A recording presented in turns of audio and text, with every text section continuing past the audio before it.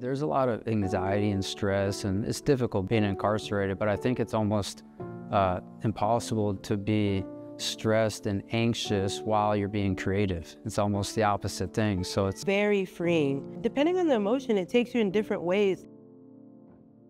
It's an opportunity for you to escape and just be in the moment, be truly present. I'm actually just learning. Like last year was the first piece that I've done like on a canvas. I knew nothing. The original yard where I started was East Unit, and they created a whole hut dedicated for art all day. A lot of error practice, but the beautiful thing is you can redo it with the acrylic paint. You make a mistake and you correct that mistake. And so there's a lot of like meaning behind it and joy of just separating yourself from the normal day of the yard. I think it's something that I've been able to use as an outlet, like a therapeutic outlet, and like express myself in a different way. So it's an indigenous female.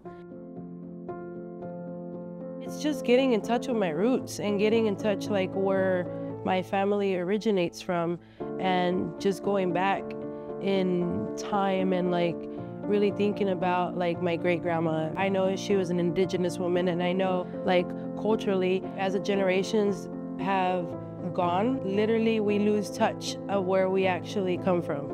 And I think it's important to keep touch.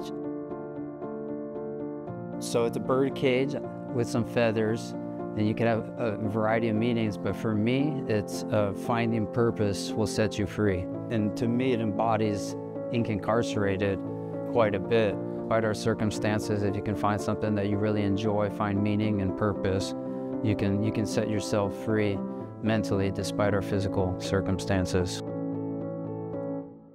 And this program has been incredible, to say the least. It has given us another way to express ourselves. It's made a huge difference, not just in our ability to contribute to the public, but also in our mental and physical state in here. It is therapeutic on many levels.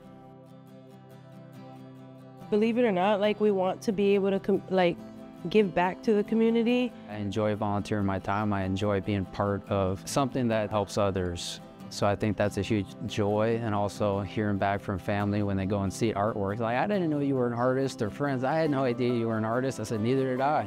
Last year's ink show, my son and my sister were able to go, and I think it was pretty awesome, like, to see how excited my son was, and like he wanted to purchase something, and then they also knew that it was going to a good cause. And here everything's suppressed, and it's difficult to truly feel what you want to feel on that day. There's a lot of masculinity complex within confinement. So when you can provide and use your hand to create an expression, you also feel at that point in time. So it provides us opportunities to feel emotions that a lot of times are suppressed. I think that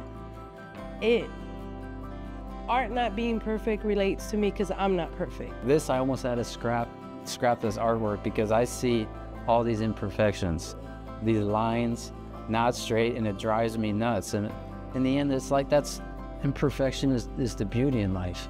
Nothing should be perfect. And there's always opportunity for growth. There's always opportunity for change, and to try to be a better individual as the days go on. We're all imperfect beings. So after I start thinking about it, I'm like, you know what? The lines, the cages, that's all bent, that's okay. Because imperfection is okay.